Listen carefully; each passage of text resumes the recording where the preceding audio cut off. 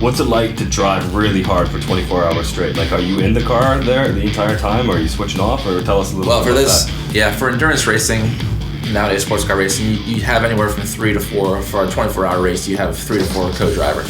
3 to 4 drivers in the car, so you might have 2 or 3 co-drivers.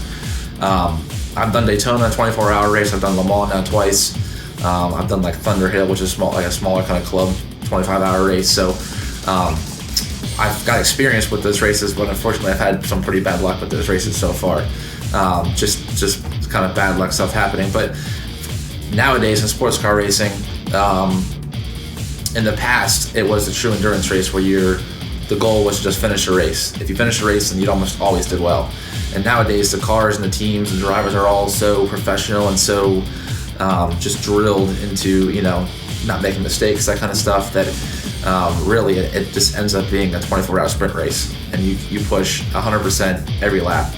And, that makes it tough for, a 24-hour race you must make 10,000 gear shifts, over a race like that, something like that. So to think about all the mechanical things that have to last that long, it's unreal that you can drive the car that hard and have it last, and they do. So, the longest race that we do on the American Le Mans Series circuit is Sebring, the first race, 12-hour race, and that's a brutal first race for a race car, which is what happened for us. And the car ran flawlessly all weekend long, and then in the race we just had this kind of a fluke problem with the car. So.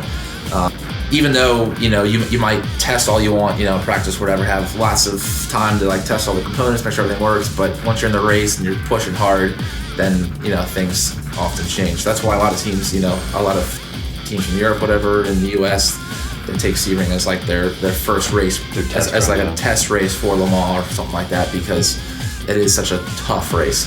Oh, I can imagine. What's your favorite part of those endurance races? Is there a specific the first little bit of it, or the last kind of laps, or what do you enjoy most? Yeah, the first part's cool because you kind of looking ahead, wow, I got 12 hours to go or 24 hours to go. So the first part's kind of exciting, but also a little bit just kind of nerve-wracking.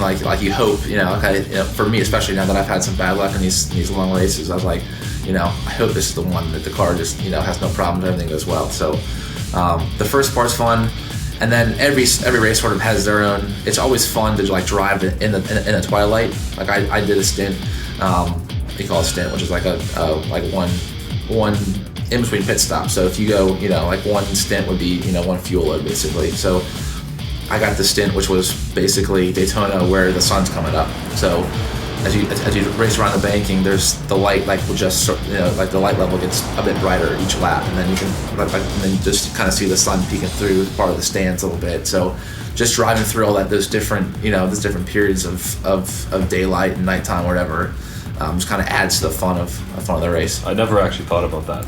That's really cool. I can imagine driving at dawn or right at dusk. It's crazy to see the light change every lap. You can see just a bit more each lap. That's really cool. Do you have a favorite course that you like to drive on? I've got a couple that I'm just fan. For me, I like fast racetracks. Road America is fun for me. I like fast corners, that kind of stuff. I like Road America. I like Laguna Seca's fun. There's one in Canada, Mont-Tremblant, up near Toronto. That's something about it. Just the flow of the racetrack, the way it's all laid out, is a lot of fun. I raced there in 2005 and just had a blast racing there. Cool. Do you have a specific routine that you go through leading up to a race, or while you're racing, or anything like that? I'm not very superstitious, so I don't have any sort of, I don't have to put, one glove on first, or put my helmet on a certain way. The one thing that I do like to do is just listen to some music before I get in the car, just to kind of get my mind sort of in that mindset. It kind of clears my mind on what's happening in the day. I just kind of focus on music, and then after that I get in the car and then good to go. Cool. Any specific type of music, or just kind of anything that comes up on the iPod? Yeah, I now have recently made a race day playlist that I've sort of just put some songs that are mostly just sort of kind of get me kind of pumped up a little bit. So there's some rap, there's some classic rock, there's some rock and roll, there's a little techno in there. It's all varied. Cool. All right, so here's another interesting question that we got from our community. Do you enjoy the race, or do you find yourself concentrating so hard that you don't really notice the race? That's a good question, actually. And one thing that, as a driver, you hear drivers talking about like being in the zone. I've felt that feeling where you're in the zone, and you don't realize it when you're in the zone that you're like, focused. You're just fully, your brain is turned off. All you're thinking about is what the car's doing. What the strategy is. All your focus is on is just driving the race car. And the second that you know that you were in the zone is when you come out of the zone, and then you're like, oh, I got it. I like try to get back there somehow. So a lot of guys actually do lots of like mental.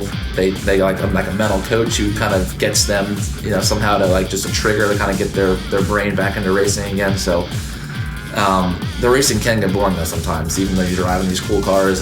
But in these long endurance races, if you're 10, 15 laps down, if you're not racing somebody, you can kind of catch yourself sometimes like thinking of other things, thinking about that girl back home or something, something else, that goes to your mind. So you have to kind of get yourself back in the mindset of racing again.